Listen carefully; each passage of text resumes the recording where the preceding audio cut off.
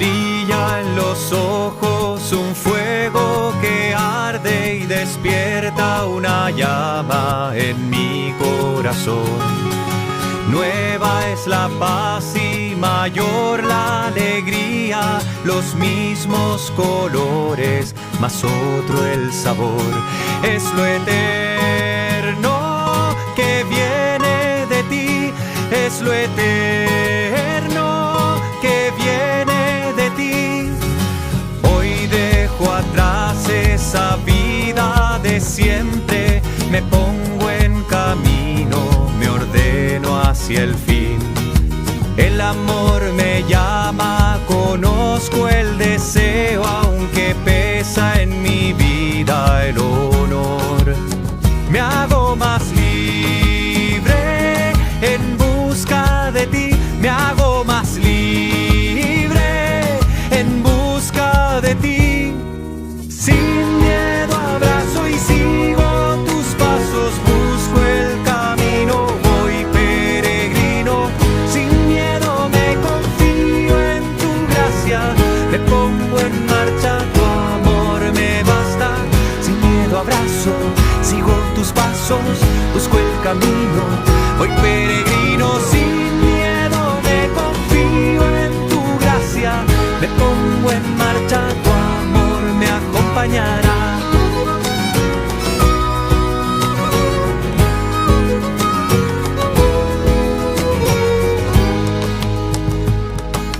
Este camino, al igual que otros muchos, exige la lucha, no excluye el dolor.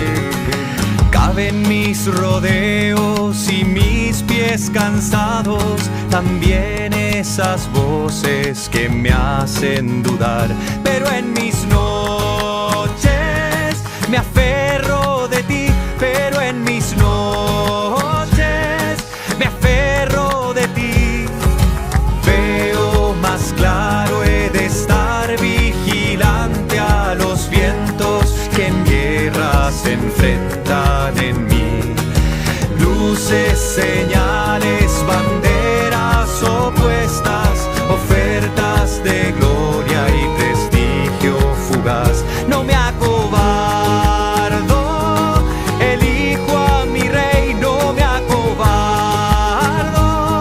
elijo a mi rey. Sin miedo abrazo y sigo tus pasos, busco el camino, voy peregrino. Sin miedo me confío en tu gracia, me pongo en marcha, tu amor me basta. Sin miedo abrazo, sigo tus pasos, busco el camino, voy peregrino. Sin miedo me confío en tu gracia, me pongo en marcha, tu amor me acompañará.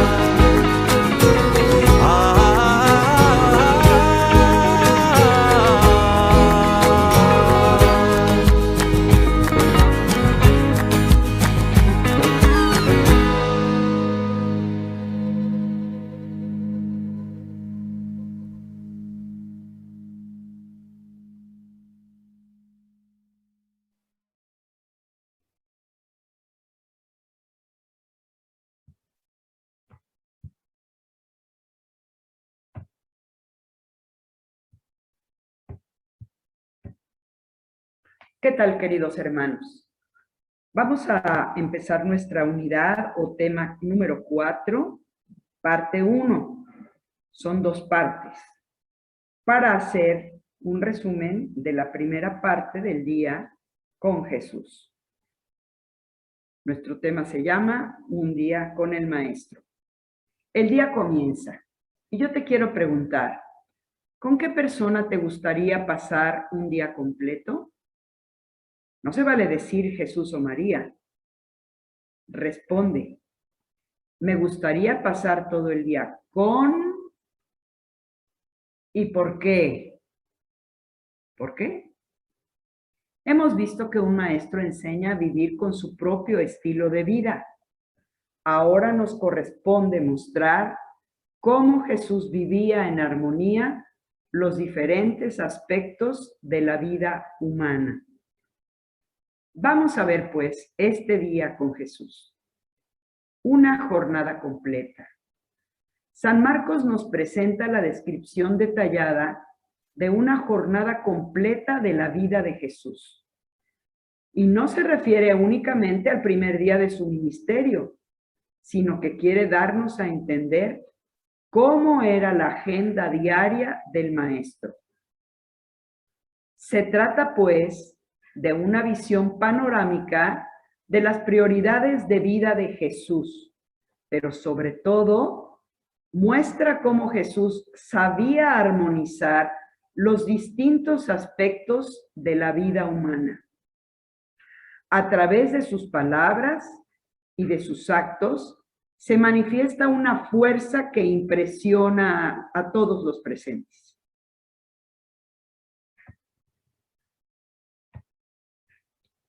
El Shabbat, o sea, el sábado.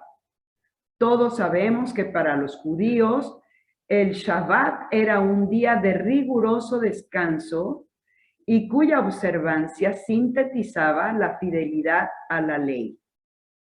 Hago un paréntesis para decir, nosotros pasamos del sábado al domingo desde que Jesús resucitó, para los judíos el primer día de la semana.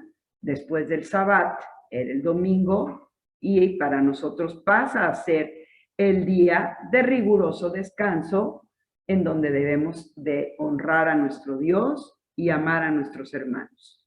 Pues bien, lo que Jesús haga y diga en este día se transformará en la norma de vida para todos sus seguidores, suplantándose de esa forma la antigua legislación. 4 puntos cardinales están delineados en este primer día del ministerio del Maestro. Vamos a ir analizando cada uno de ellos. En la letra A, vamos a caminar como el reloj a la derecha. Comienza su jornada en la sinagoga, que era el lugar de la congregación de los hombres justos que meditan la palabra de Dios. Y ahí libera a un hombre atormentado por el mal. Vamos a seguir con la letra B, la segunda parte del día. Va a la casa de sus amigos, donde restablece a una mujer, capacitándola para el servicio. La siguiente parte del día se encamina a la puerta de la ciudad, donde se impartía la justicia. Y termina su día en la intimidad consigo mismo y con su Padre. Así hemos dividido todo el día en 4 cuadrantes y vamos a ir analizando cada uno de ellos. El evangelista Marcos grabó el primer día del ministerio de Jesús de forma tan genial que parece que podemos escuchar y ver cómo Jesús vivió en armonía los diferentes aspectos de la vida cotidiana, integrando sus 4 prioridades de vida.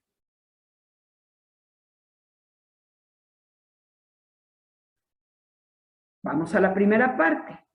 Jesús enseña y sana a un endemoniado. Empezamos el Evangelio de San Marcos, capítulo 1, de los versos 21 al 27. Y narra así. Llegaron a Cafarnaúm y Jesús empezó a enseñar en la sinagoga durante las asambleas del día sábado. Su manera de enseñar impresionaba mucho a la gente porque hablaba como quien tiene autoridad, no como los maestros de la ley. Entró en aquella sinagoga un hombre que estaba en poder de un espíritu impuro y se puso a gritar: ¿Qué quieres con nosotros, Jesús de Nazaret? ¿Has venido a destruirnos? Yo sé que tú eres el Santo de Dios. En el verso que sigue, el verso 25, Jesús le hizo frente con autoridad y le dijo: cállate y sal de ese hombre. El espíritu malo revolcó al hombre en el suelo y lanzó un grito tremendo, pero luego salió de él. El asombro de todos fue tan grande que se preguntaban unos a otros: ¿Qué es esto? Una doctrina nueva. ¿Con qué autoridad? Miren cómo da órdenes a los espíritus impuros y le obedecen. Palabra de Dios. Veamos la primera parte del día. En la sinagoga. Cortamos el primer cuadrante de nuestro reloj. Jesús comienza el Shabbat en la casa de la asamblea. Eso quiere decir sinagoga. Lugar de oración de la comunidad de Israel. La sinagoga no era un templo ni se ofrecía ahí sacrificio alguno. Cada semana, el pueblo religioso acudía a meditar los grandes acontecimientos que habían tejido la historia de la salvación. Toda sinagoga siempre estaba orientada hacia Jerusalén y el centro de atención local era el lugar donde se encontraban los sagrados rollos que contenían la ley, los escritos y los profetas.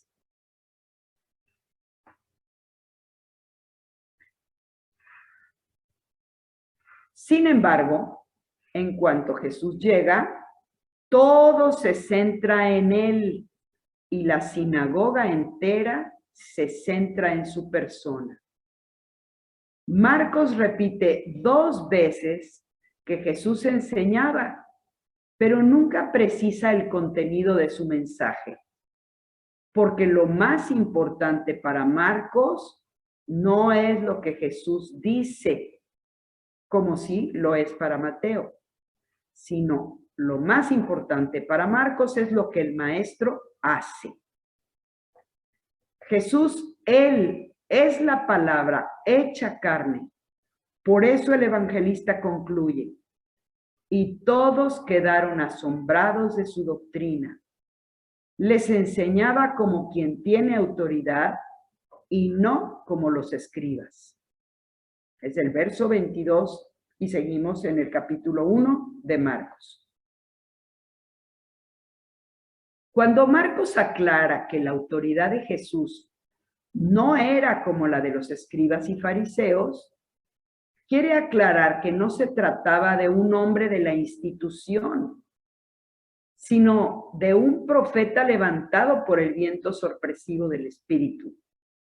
Fíjense cómo Jesús no pertenecía ni a los escribas, ni a los levitas, ni a los fariseos, sino un profeta movido por el impulso del Espíritu.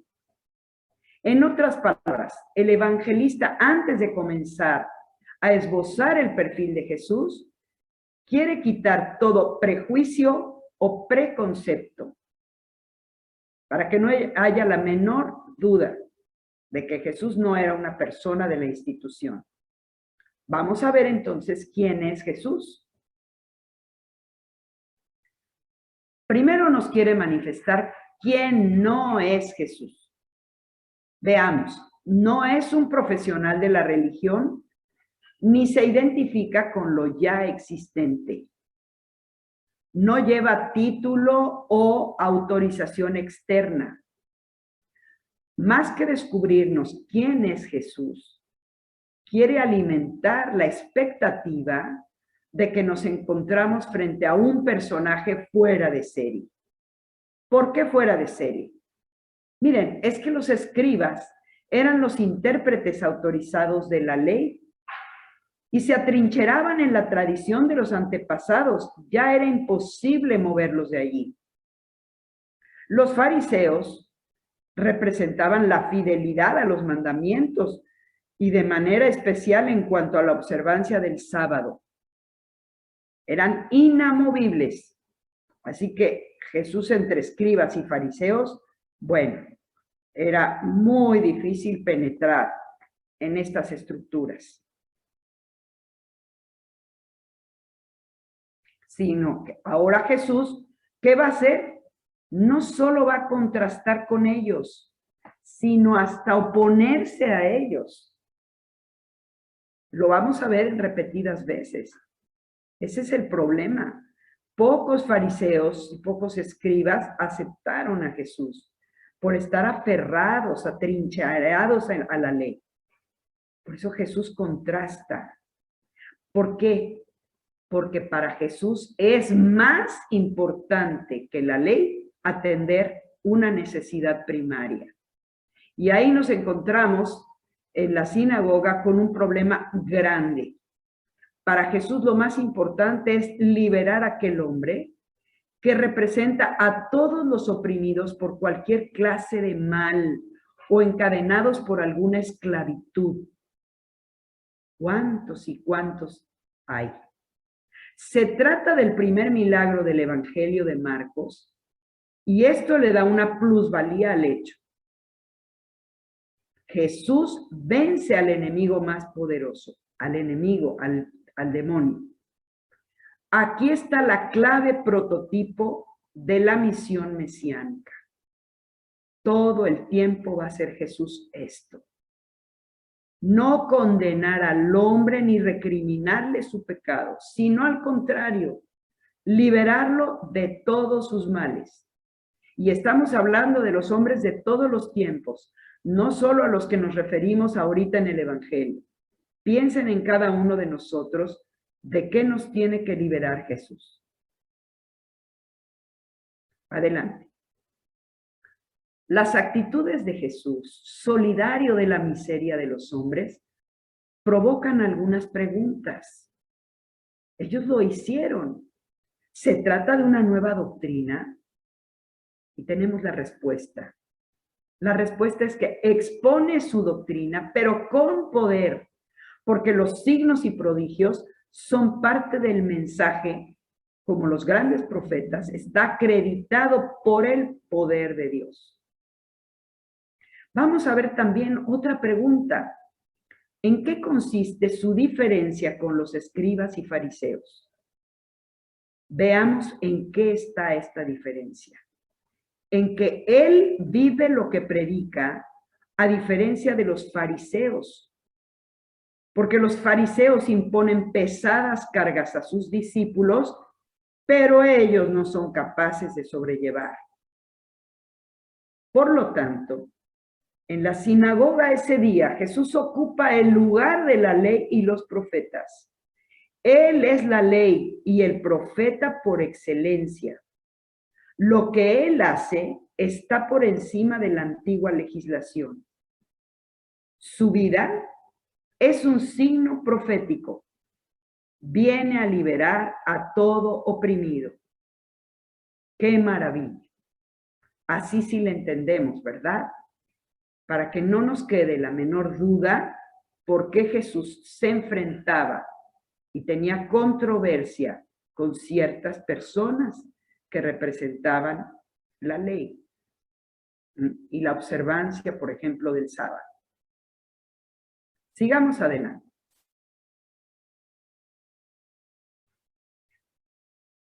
Ahora vamos a la segunda parte del día. En casa de sus amigos. Hemos recortado del relojito la segunda parte del día.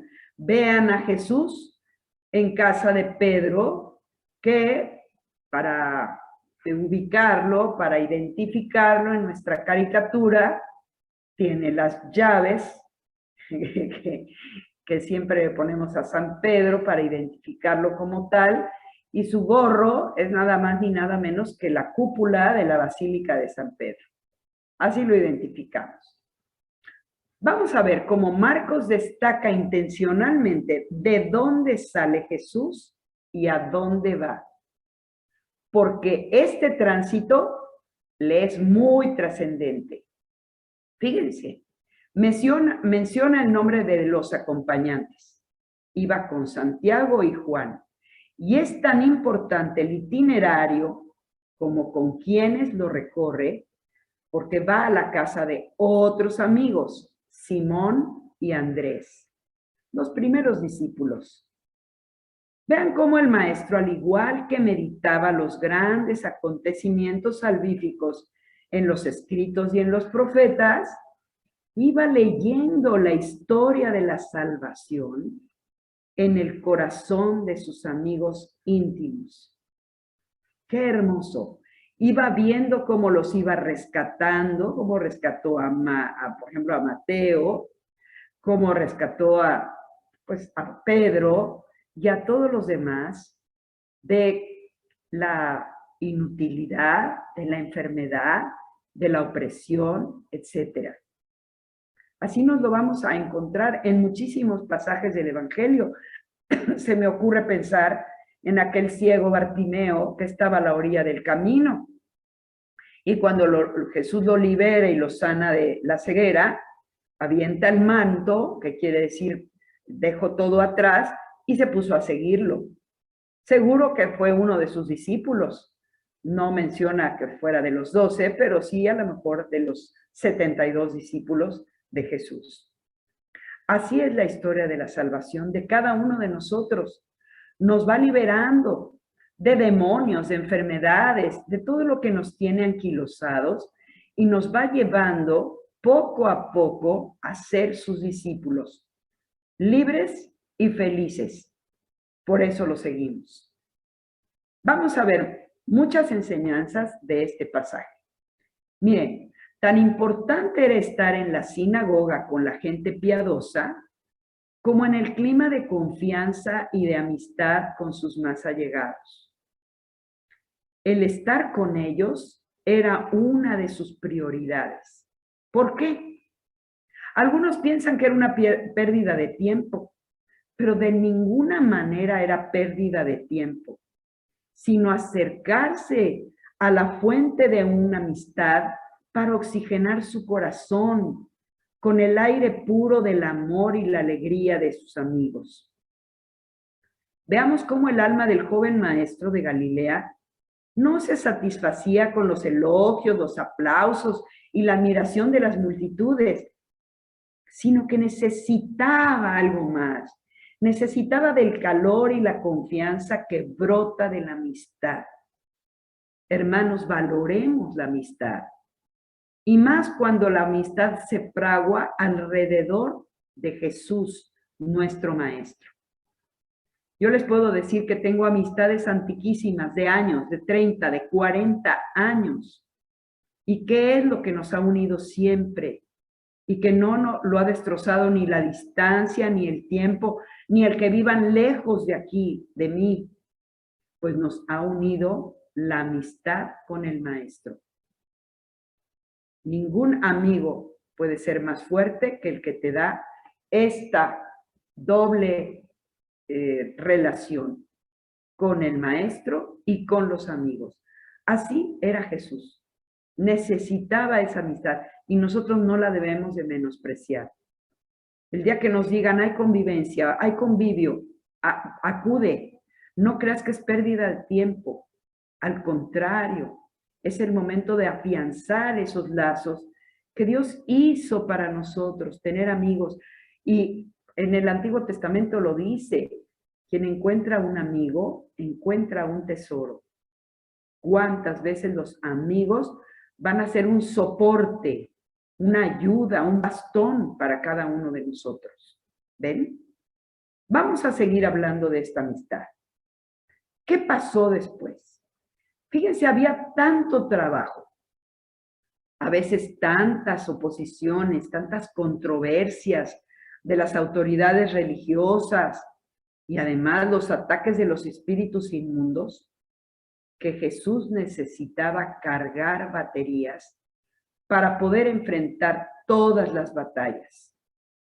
Por tanto, no había un día en la vida de Jesús en el que él no tuviera tiempo para sus amigos más cercanos.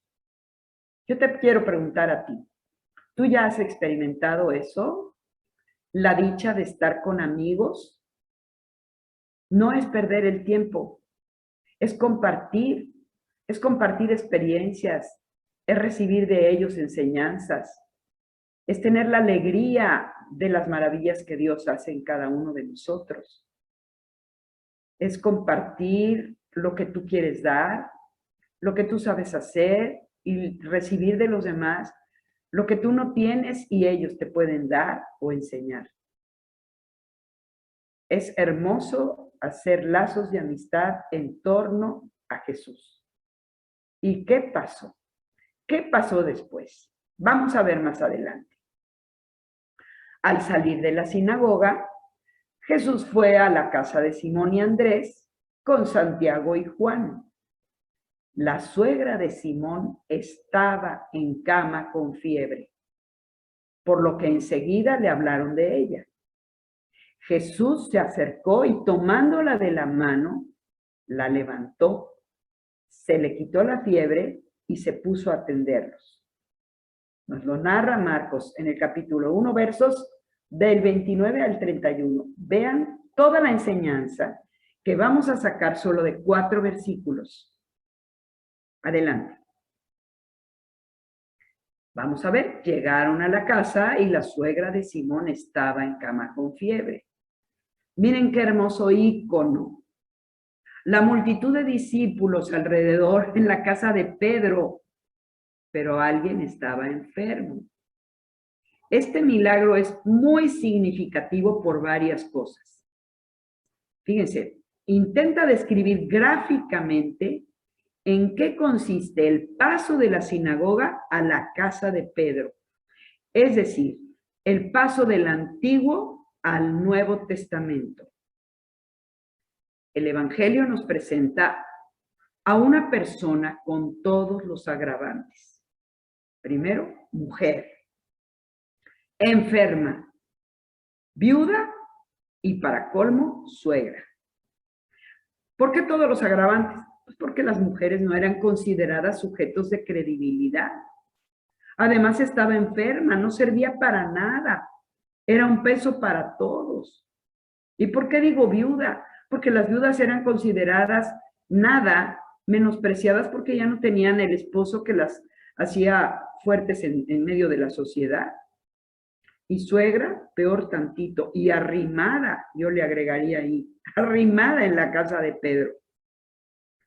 Lo primero que tenemos que entender es que la fiebre no es una enfermedad en sí, sino un síntoma de otro trastorno más grave. ¿Cuál es este trastorno? Adelante. Veamos. Por lo tanto, Jesús no la va a curar principalmente de los síntomas, o sea, de la fiebre, sino de la raíz que provoca su alta temperatura, la enfermedad íntegra. Lo que nos quiere mostrar el evangelista es que Jesús sana a la persona completa, íntegra, tanto lo exterior como lo interior. Su fiebre era el síntoma de la enfermedad y acuérdense que la enfermedad es el anticipo de la muerte. Jesús viene a liberarnos de la muerte, que es consecuencia del pecado. ¿Y de qué fiebre nos puede curar Jesús? ¿Acaso de la fiebre de miedo, de inseguridad, de tristeza, de soledad, de miedo al que dirán, de complejos? Pues todo esto desaparece cuando se sana la raíz del problema. La raíz del problema es el pecado. Y la consecuencia del pecado es la muerte. Así que Jesús toma la iniciativa, se acercó y tomándola de la mano, la levantó. Qué alegría en esa casa. Veamos ahora qué sucede. Aunque ciertamente los discípulos le hablan de ella, es decir, está la suegra enferma en su cama, es Jesús quien toma la iniciativa para acercarse a la mujer enferma. Aquí vemos cómo Jesús elimina prejuicios y se aproxima a la mujer, porque acuérdense, no se acercaban a un enfermo y menos si era una mujer. No hablaban con las mujeres extrañas. Marcos va a usar el mismo verbo que se utiliza cuando Jesús resucita, levantar, la levantó, la tomó de la mano y la levantó. En griego, egeiro. ¿Por qué? Porque el Mesías viene a dar la vida a quien vive postrado por las consecuencias del pecado. Por eso vemos en el verso 31b, la fiebre la dejó y ella comenzó a servirles. Fíjense, qué rápido. O sea, cuando el Señor nos sana y nos libera de todos los complejos, esta mujer comienza a servirles. Marcos precisa que les servía en plural, tanto a Jesús como a sus discípulos. Mucho ojo, hermanos, porque no se puede asistir a Jesús sin atender a sus discípulos. Y servir a los discípulos es lo mismo que hacerlo con Jesús. ¿Se acuerdan? Todas las obras de misericordia las hacemos a alguien y ese alguien es Jesús. Por otro lado, también vemos algo muy delicado de parte de Jesús. Vean cómo el maestro no es un superhombre autosuficiente en todo, sino que acepta el servicio. No oculta sus necesidades de hambre, de sed, de cansancio, sino que a través de ellas ofrece a los demás la oportunidad de sentirse útiles y valiosos. Qué hermoso, ¿verdad? Qué padre es cuando encontramos a una persona útil y servicial y cuando nos dejamos ayudar por esa persona que casi nos vela el pensamiento. Jesús se dejó hacerlo, dejó que se lo hiciera. Así que olvídense de complejos, de miedos y de fiebres. Jesús nos puede sanar de todo esto. Adelante. ¿Por qué? Porque solo en Jesús se realiza este tránsito. Jesús capacita a sus amigos para el servicio, dándole así sentido a la vida.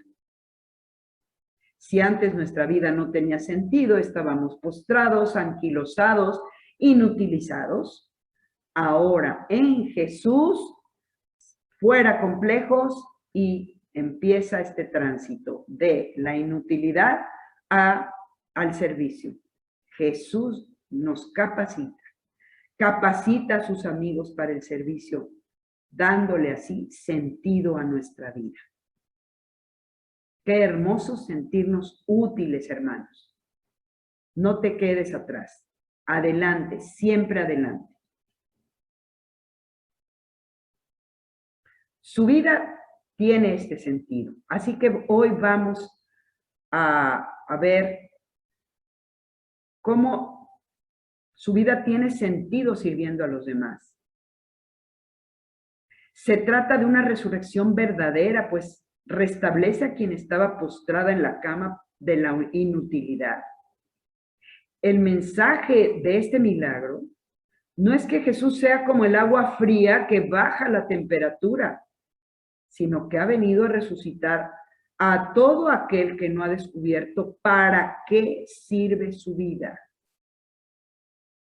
Veamos si la sinagoga representa en cierta forma el Antiguo Testamento.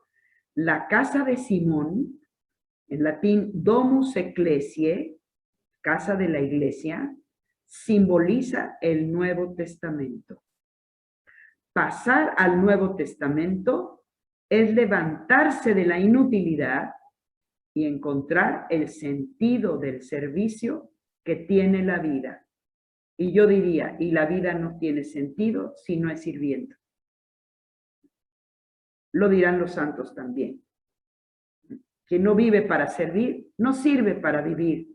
Lo dice San Ignacio de Loyola, lo repite Santa Teresa de Calcuta. Adelante. Vamos a pedirle al Señor que nos libere. Acompáñenme. Amado Señor, te doy gracias de todo corazón por invitarme a vivir contigo un día más. Hoy quiero levantar mis ojos, mis manos y mi alma a ti. Sin miedo me confío solo en tu gracia. Quiero ser más libre en busca de ti. Nadie más que tú me puede liberar de mis enemigos. ¿Quiénes son mis enemigos? Las tentaciones, los miedos, los pensamientos de traumas, las angustias por el futuro, los complejos. Levántame, Señor. Sáname de todas estas ataduras. Libérame y sáname para que pueda seguirte y ser tu discípulo. No quiero ser bueno por obligación. Quiero amar y servir como tú, Señor, con la libertad de espíritu, sin miedo al que dirán, con pureza de intención. Quiero amar y cuidar a los demás, porque quien cuida, ama, y quien ama, cuida. Libérame y ayúdame, Señor. Amén.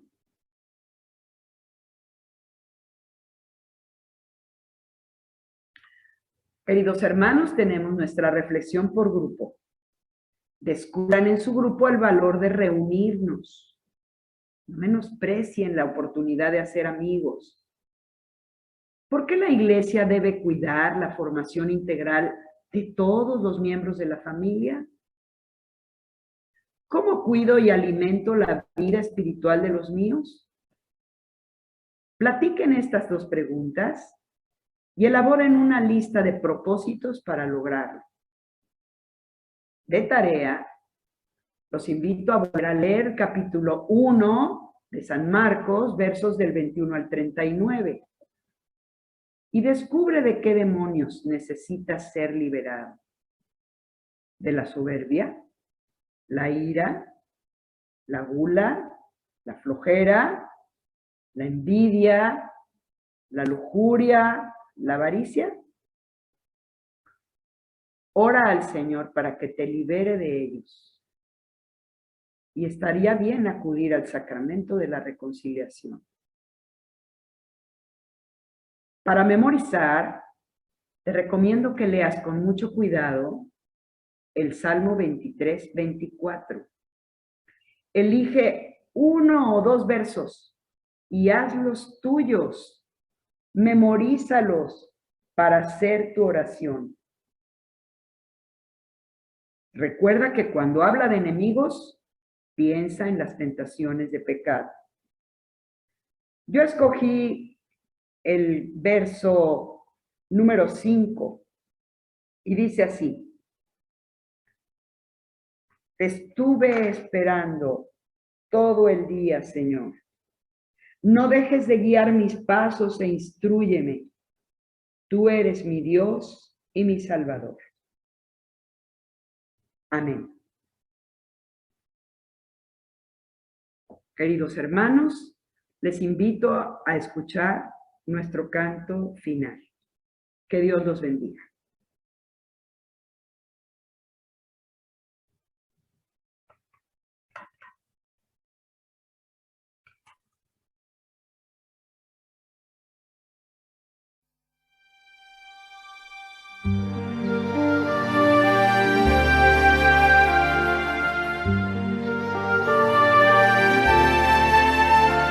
A ti, Señor, levanto mi alma. Dios mío, en ti confío. Que no triunfen de mí mis enemigos, pues los que esperan en ti no quedan defraudados.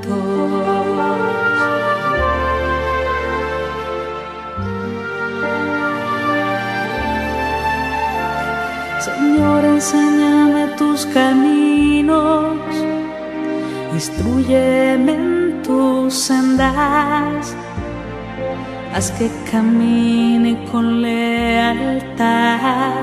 Enséñame porque tú eres mi Dios.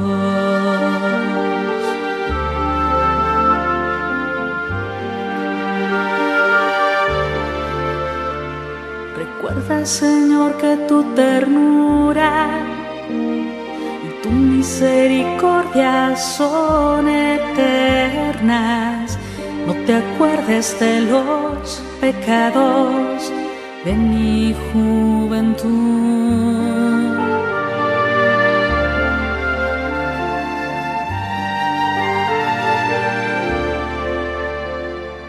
El Señor es bueno y recto y enseña el camino a los pecadores, hace caminar a los humildes con rectitud.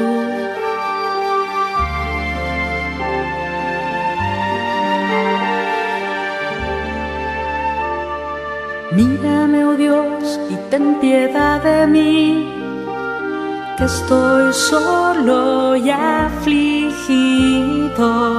Ensancha mi corazón oprimido, mira mis trabajos y penas.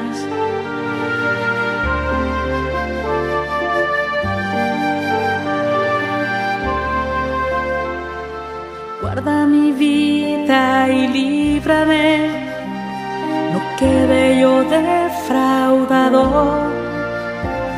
de haber acudido a ti, porque yo, Señor, espero en ti.